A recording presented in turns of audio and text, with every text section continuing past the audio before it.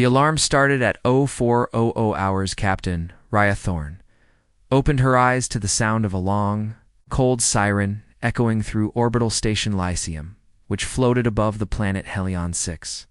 The warning wasn't for pirates. Ow. Debris. It was something much worse. It was the star, the sun of Altherian Fiva. Golden giant that had burned for billions of years had suddenly gone cold. No warning, no flicker, just silence. Raya pulled on her jacket and sprinted down the corridor to the observation deck. The station's crew was already gathered there, staring in silence. What used to be a bright, blinding sphere of fire had now turned into a cold, dead blue orb. No heat, no radiation, just ice-colored light. The planets of the System 7 of them had started to dim. Helion 6, the one-slash colony below, was already freezing. Ocean temperatures had dropped by 5 degrees in 2 hours. The sky had turned gray. Animals were fleeing inland, crops wilting as frost touched their leaves under a sun that gave no warmth. What the hell is happening? One crewman whispered. Raya didn't answer. She didn't know. But then, the worst part came. The message. A distress signal from Helion 6's surface played through the station's intercom. The voice belonged to Governor Lestron, head of the colony. We are losing power. Heat shields are failing. People are collapsing. We have no time. No warning, this sun. It didn't die naturally. Something took its fire. Then silence. Raya clenched her fists. Is the signal still active? No, ma'am, said the comms officer. They've gone dark. 7 hours earlier, the sun had still been burning. The colony on Helion 6 was celebrating Founders' Day. Children played under the sun. Machines mined the rich underground minerals. Scientists gathered to monitor solar waves. One of those scientists, Dr. Eleni Voss, had noticed a strange reading on her instruments. A pulse. Very faint. Repeating every 2 minutes. She thought it was interference.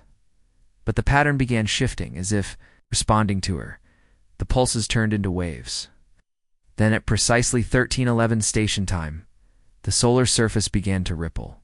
Like liquid, Eleni called command, screaming into her mic, "Something is wrong with the sun."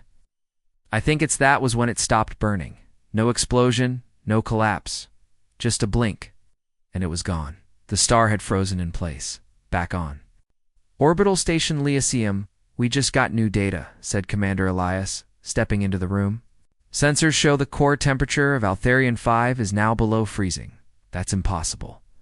Raya looked up. Stars can't freeze, they can now. The screen on the wall showed nearby star systems. And then something worse appeared. Another. Blinked red. Corvus 9. Another sun. Just froze. Within minutes, reports came in from other human colonies. The stars were flickering, dimming, and the only ones affected were in outer human territory. It's not random, Raya said. This is a pattern. Commander Elias nodded. It's like someone's drawing a line across the galaxy, shutting off the stars one by one. Who? Someone asked. And how? No one had answers. What? But then the interstellar comms lit up. A fleet of alien ships was broadcasting on wideband. The species were known as the Carvions, a peaceful civilization who had colonized over 30 systems. Their leader, High Speaker Jacer, looked pale on the screen. To all species receiving this, do not investigate the dead stars. Do not return to the zones that are going cold. The entity that is doing this does not speak, does not warn, and does not forgive. We tried to resist it. Now half our empire is gone. We beg you leave these regions. Abandon the outer systems. Save yourselves. Then transmission ended, but humanity wasn't the running kind. Earth's UN. Stellar Command was called to an emergency meeting. The debate was loud, heated, and full of fear. Some wanted retreat, abandon the outer colonies, collapse inward toward Sol, save Earth.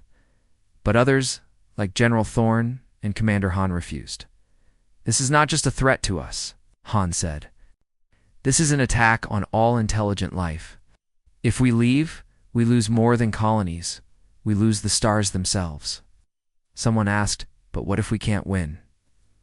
Han looked at him calmly. Then we go down standing. The decision was made. A recon team would be sent to the frozen star, Altherian 5.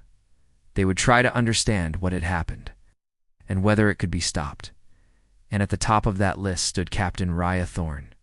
Her ship, the UHS Resolute, was fueled and ready by midnight. A small crew of 25, loaded with science officers, drones, and AI support units. As she stood on the launch deck, her second-in-command, Lieutenant Juno Reyes, asked quietly, "Are we sure we want to do this?" "No," Reyes said, "but we're going anyway." 2 days later, orbit of Altherian 5, the Resolute, came out of FTL, just outside the dead system. Everyone fell silent as they stared out the bridge window. There it was. The frozen sun. It looked like a perfect glass orb, swirling with black and blue clouds inside. Nothing about it felt natural.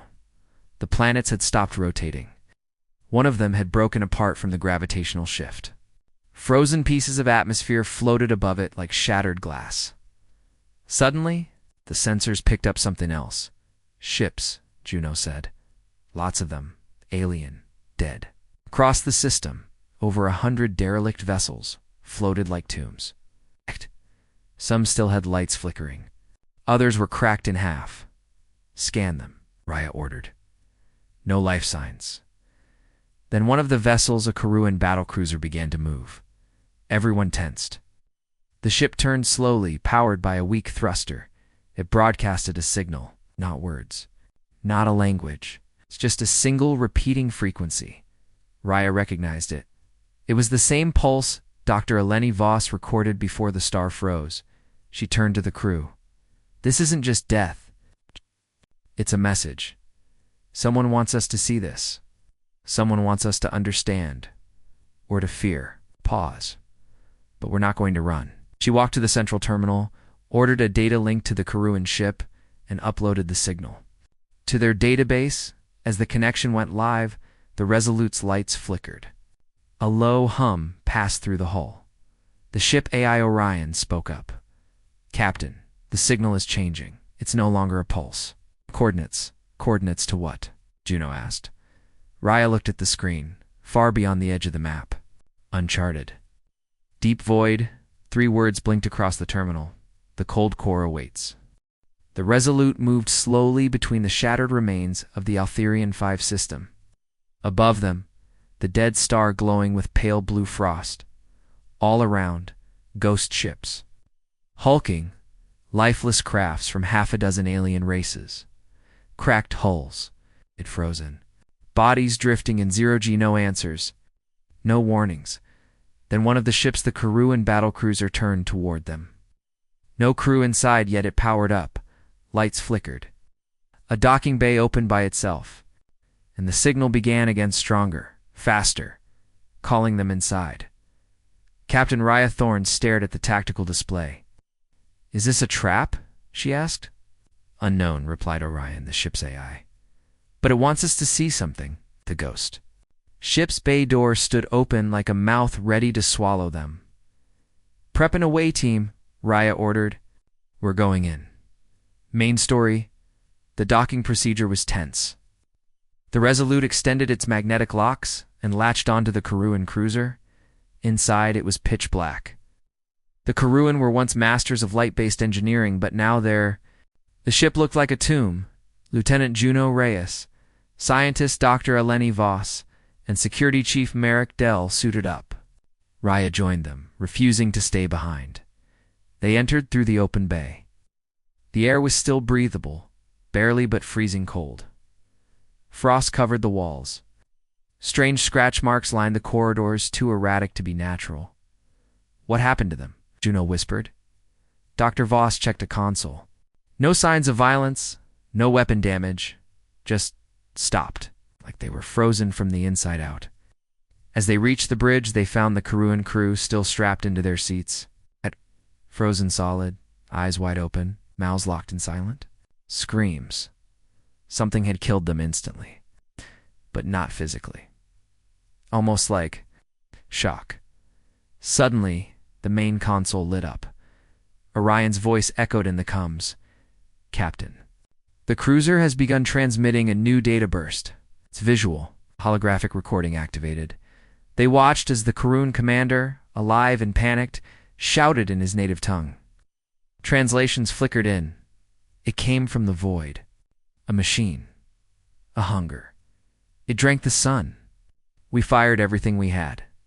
It did not notice. We tried to run. We failed. If anyone sees this, warn them. Do not follow the cold core. It is a mind without mercy, a judgment without trial. The image. Cut off. Static replaced it. Then, a strange symbol appeared. 3 jagged lines crossing through a circle of stars. It's not just a weapon, Eleni whispered. It's intelligent. Back on the Resolute, the crew analyzed the symbol. Raya stood in the war room as files were pulled up from the galactic archive. That symbol had appeared before, thousands of years ago, carved into the ruins of the Zarathi Empire, a long-extinct species believed to have collapsed in a single decade. A2 had complained of cold suns. No one had believed the legends. Now it was happening again. Just as the crew prepared to disconnect from the ghost ship, something unexpected happened. The Karun cruiser sealed the docking bay behind them, trapping the away team inside. Orion. Override that lock, Raya snapped. Trying, Captain, said Orion. But the cruiser's systems have become autonomous.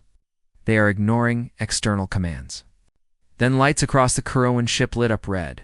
A deep hum began on the floor. They're going to jump to FTL, Juno realized in horror. With us still inside? No, Rhea growled. They're not. She grabbed her comm. Eleni, reroute emergency power from the ship's core. Open the cargo bay. We'll blow ourselves out through the airlock if we have to. Seconds later, with sirens blaring and red lights spinning, the away team forced their way to the emergency escape chute. With one final pull, they launched themselves into the void, drifting in space between the ships. The Resolute swung around and reeled, them back in using magnetic tethers. Then, before their eyes, the Kuruan cruiser activated its broken FTL drive.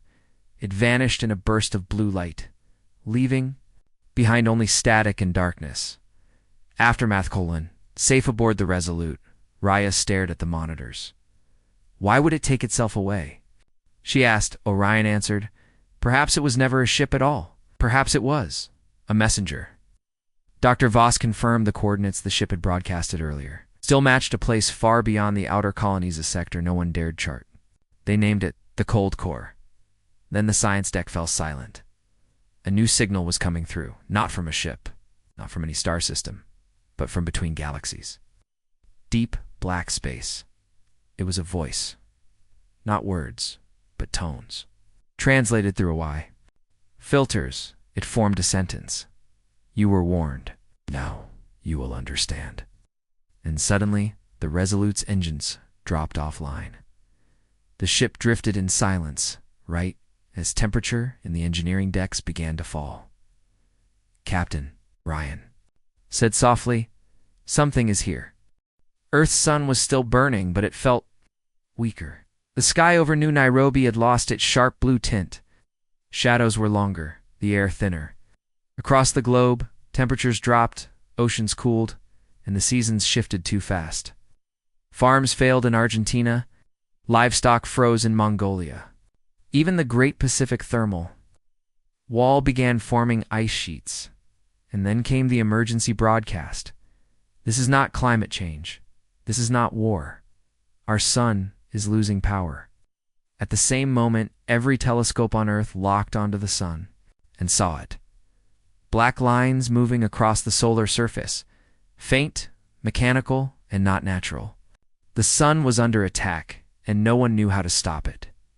Main story: Dr. Kato Min, lead physicist at the Solar Stability Initiative, stood before the World Council in Geneva.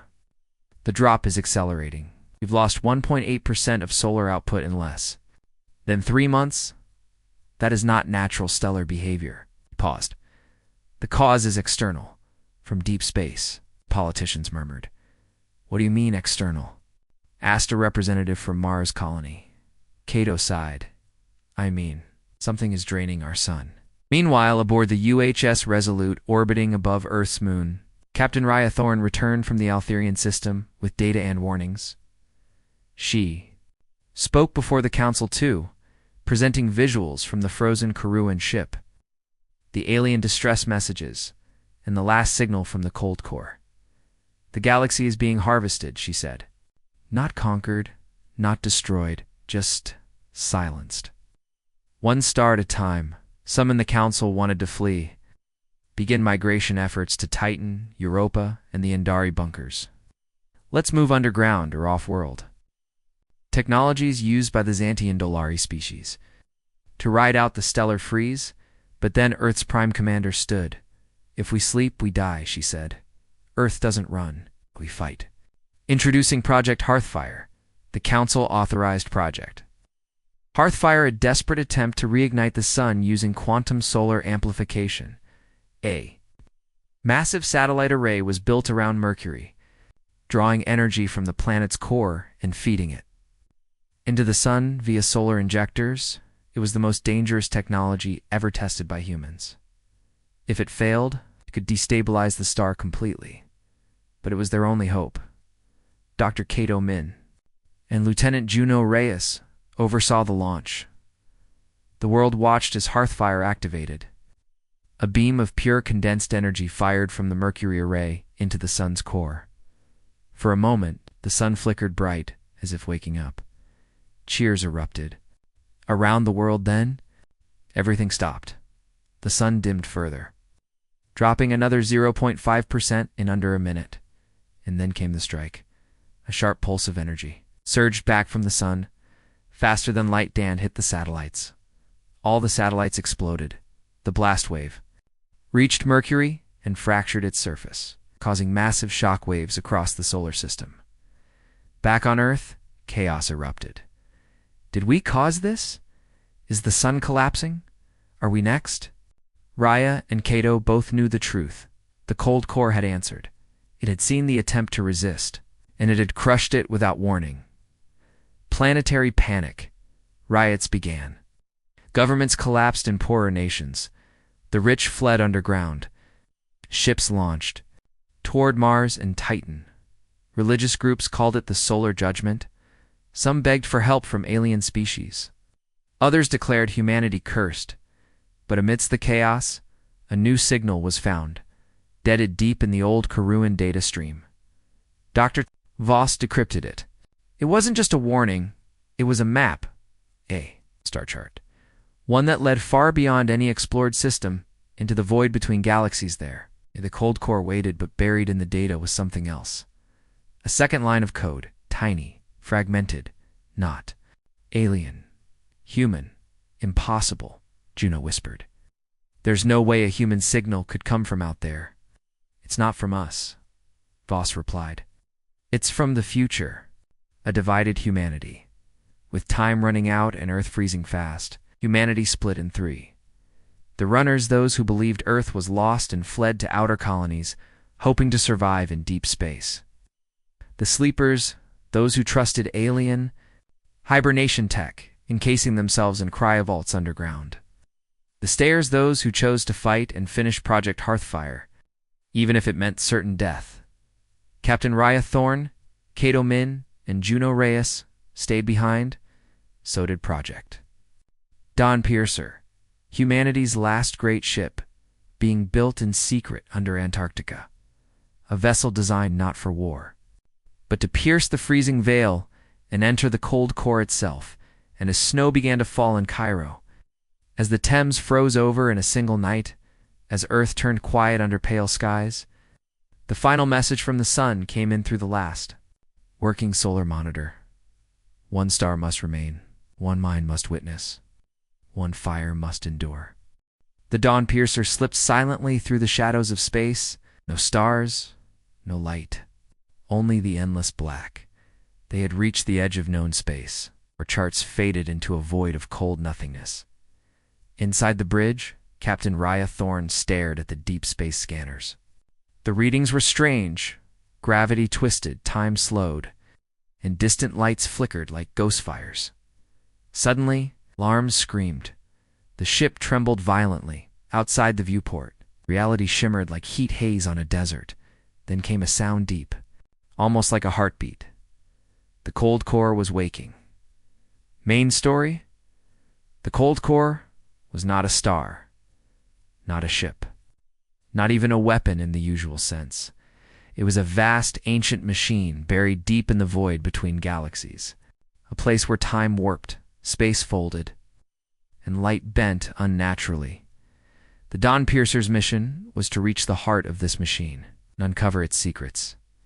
Inside the void, as the ship advanced, strange things began happening. Crew members felt disoriented. Memories they never had surfaced, snippets of other lives, other worlds. Lieutenant Juno Reyes clutched her head, whispering, "It's like the core is reaching into my mind. The fabric of space-time is thinning here. We're slipping between moments, between realities." Suddenly, the ship's time dilation fields fluctuated wildly. One moment, seconds passed. The next, minutes. Hours. The frozen civilizations. The Dawnpiercer's sensors detected structures ahead, not built by any species alive today, frozen in time. Crystalline cities floating in the void, ships frozen in orbit, half buried in ice. Artifacts, etched with symbols, human-like, but unknown. Could these be the lost civilizations from the old legends? Raya wondered aloud. "They're frozen in time," Juno said, "trapped in a crystal moment." The ship sent a drone inside one of the crystalline towers. The drone vanished. Seconds later, reappeared transmitting a video. The video showed a bright Earth. Centuries in the future, cities gleamed with impossible technology, but beneath the surface, vast crystalline structure pulsed, stretching deep under Antarctica. A voice echoed. "Distorted by time, we are the architects. We created the cold core to protect life, but our creation became judgment. The core froze us, judged us. Now it judges you." It's a video cut out. The black ice sphere. Ahead, the Dawnpiercer scanners locked on the source of all power. A massive black ice sphere, larger than a planet, pulsing with alien energy inside. A glowing core hummed with data, millions of years old. The machine was alive, or something like it. The impossible message. Suddenly, the ship's AI Orion detected a new signal, not a warning, an invitation, a message in code, and inside it, the coordinates for Earth. The cold core wanted to talk. Raya frowned. "What does it want?" Orion answered. "It's waiting for us to decide." The time collapse. Then the impossible happened. Time inside the Dawnpiercer began to collapse. The crew saw visions of past and future intertwined. Some saw Earth destroyed by ice. Others saw Earth reborn in fire. One crew member, Marek Dell, screamed. His body began to phase in and out of reality. Juno grabbed him. "We don't have much time," she said. Decision point. Raya faced the crew. "We can run, or we can try to control the cold core." If they succeeded, humanity might save the galaxy. If they failed, the freeze would spread and Earth would be next. She gripped the control console. "Prepare to send the activation code." Earth's skies turned a deep orange as the massive solar injector array on Mercury hummed to life. Millions watched live as Project Hearthfire launched its most daring attempt yet to reignite the fading sun. A beam of pure quantum energy shot toward the solar core. For a moment, the sun blazed brighter than ever, roaring with renewed life. Then a violent shockwave ripped through space. Satellites exploded. Mercury's crust cracked. And the sun flickered, then dimmed further. Main story. Back on Earth. Panic erupted. "We almost succeeded," Dr. Kato Min whispered, eyes locked on the data. "But something shut us down." Alien response. From the deep, the cold core had answered humanity's challenge and crushed it. Raya Thorne stood before the council again, grim-faced. "They don't want us to fight. They want us to obey." But humanity refused.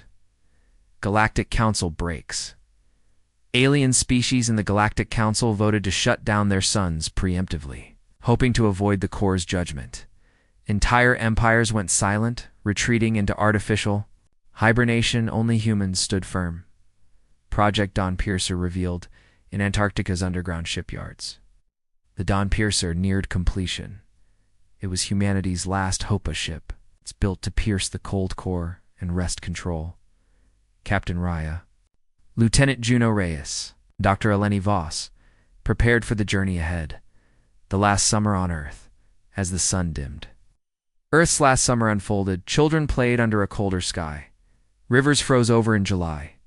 Yet humanity gathered, not to mourn, but to fight. The decision. Raya addressed her crew before launch. We remember fire, not just the sun's fire, but the fire inside us. We will face the cold core. We will choose to stay, to fight, to survive. The final message, as Dawn Piercer lifted off Earth's surface, transmitted one last message to the stars. When the stars turned cold, humanity chose to stay. The Galactic Council chamber was filled with silence and fear. Across holograms floated star systems going dark one after another. The alien leaders debated quietly but urgently. Their stars were dying. Finally, a vote was called. The solution: shut down every sun in their territory, triggering a chain reaction of stellar dormancy. Artificial life forms in hibernation pods would be their new homes. But when the vote results appeared, one message flashed bright. Earth no. Earth's ambassador. Captain Raya Thorne slammed her fist on the council table. We will not run into darkness. We will not hide. Where the fire that lights the galaxy, we stand. Main story, Galaxy and RETR. Every other species accepted the grim future. Planets went dark. Ships ceased flights. Civilizations powered down. Thousands entered cryostasis. Stars grew cold, but not Earth's. Earth's DAF, fans it out on Earth, humanity, rallied around the message, the stars may turn cold, but we will never. Project Dawn Piercer was the symbol of hope, a beacon that pierced the cold void. Dawn Piercers. CREW Captain Rhea assembled her crew, soldiers, scientists, engineers, all united by the same belief. Lieutenant Juno Reyes tested the ship's quantum engines. Dr. Eleni Voss monitored the ship's strange time and space readings. Marek Dell's security chief prepared the defense systems. A radical PLN revealed their mission: to enter the cold core itself, confront the machine, and wrest control. They would send the reactivation coda signal, designed to restore light to the stars.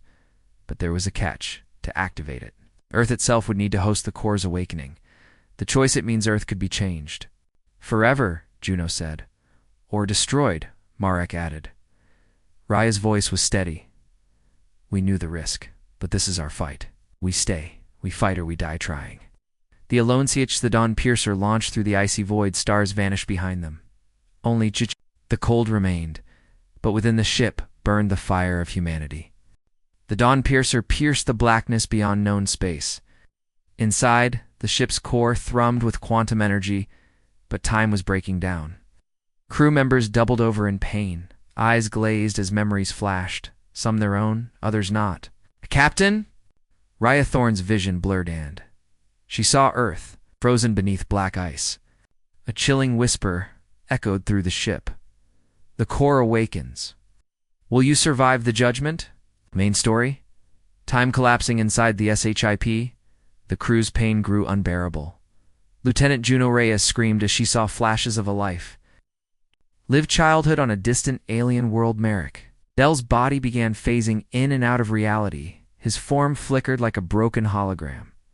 Dr. Eleni Voss fought to hold the ship's sensors steady, but the instruments themselves warped, showing past and future simultaneously. Orion, ship AI explained. The cold core's gravity and temporal fields are tearing at space-time itself. We are caught between moments, trapped in the machine's judgment.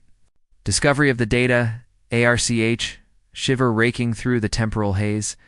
The Dawn Piercer reached the core's heart, a massive crystalline Structure pulsing with alien data, Raya ordered a drone launch.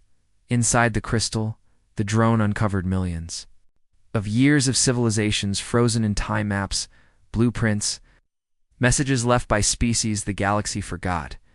Most chilling was a file marked Judgment Archives. It detailed civilizations judged unstable, frozen to preserve the galaxy's balance.